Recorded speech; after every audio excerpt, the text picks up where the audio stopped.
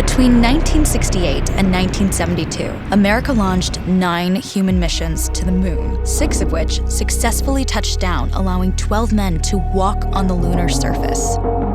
NASA's next chapter of lunar exploration, called Artemis, has the task of not just going to the moon to create a long-term human presence on and around it, but also to prepare for ever more complex human missions to Mars. In short, everything we must be able to do here, we must first do here. So, what will an Artemis mission look like? Everything is designed and tested with our most important element in mind, the astronauts. This is their deep space, human-rated spacecraft called Orion, built in 3 parts. The crew module, where up to 4 astronauts will live and work throughout the flight. The service module, with life support systems for the crew and its own engine and fuel reserves. And a launch abort system, with engines capable of pulling the crew module to safety during launch should anything go wrong. To accomplish the task of launching our crew and heavy payloads, NASA is building the Space Launch System, comprising of a cargo hold, an exploration upper stage, a massive core stage, and 2 extended solid rocket boosters. Altogether, this is the world's most powerful rocket, and it exceeds the legendary Saturn V of the Apollo era in numerous ways. Sitting on the launch pad, the entire rocket, fully fueled, weighs just over 6 million pounds, 5.2 million of which is just the fuel. Once ignited, there is no stopping what comes next. All 4 RS-25 engines and the 2 solid rocket boosters come to life, thundering our crew upwards. 2 minutes after ignition, the solid rocket boosters are spent and released. 8 minutes after launch, the core stage is depleted and separated. The upper stage fires briefly, placing Orion into a parking orbit around the Earth.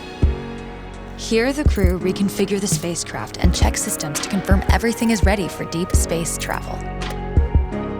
With a go from mission control, the crew reignite the exploration upper stage engines to leave Earth entirely. The exact timing of this maneuver is critical to reach a speed that can escape Earth's gravitational pull, but also put Orion on a course that will intersect the moon days later. Once this burn is complete, the upper stage of the SLS is jettisoned and the crew aboard Orion coast for several days toward all that awaits them at the moon. Approaching the moon, we see the fundamental differences between Artemis and Apollo. Instead of requiring Orion to serve as an expendable lunar command module or to carry a constrained lunar lander, the Artemis missions will take advantage of a different approach: pre-staging. Everything needed for lunar missions will be positioned in advance by commercial and international partners. This includes rovers, science experiments, and human-rated systems on the surface. But it also includes a dedicated lunar station in orbit around the moon called Gateway. Here at this station, we can pre-stage a robust lunar lander and establish a strong communications relay. Designed with open standards, the Gateway can be expanded as new missions and partnerships develop, allowing multiple human missions on the moon at the same time and enabling ongoing science to be conducted even between human missions. The Gateway is also capable of adjusting its orbit to allow access to every part of the moon, something the Apollo missions could not do. But the real key in this approach is placing Gateway in a unique halo orbit to perfect the maneuvers needed for Mars missions. And with the growing list of commercial and international opportunities, Gateway is the ideal hub between Earth and all that lies beyond. Returning to our crew as they approach Gateway, the Orion must match the elliptical orbit of the station in order to successfully dock. Once on board, pre-selected crew members transfer to the lunar lander, while those assigned to Gateway remain on station. The lunar lander system itself is built for 3 unique steps: descending from the halo orbit of Gateway down to a low lunar orbit, descending from low lunar orbit to the surface, and once the lunar mission is complete, launching from the surface of the moon and ascending all the way back to the orbiting Gateway.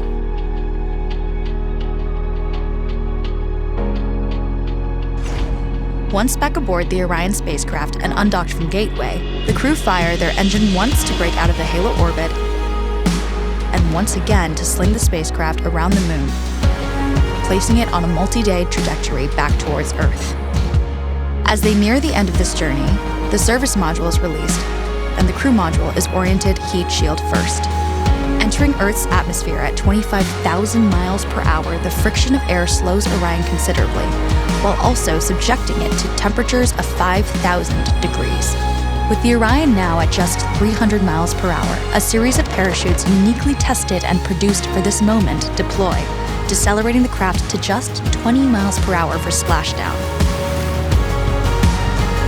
With each successful mission, Artemis ushers in the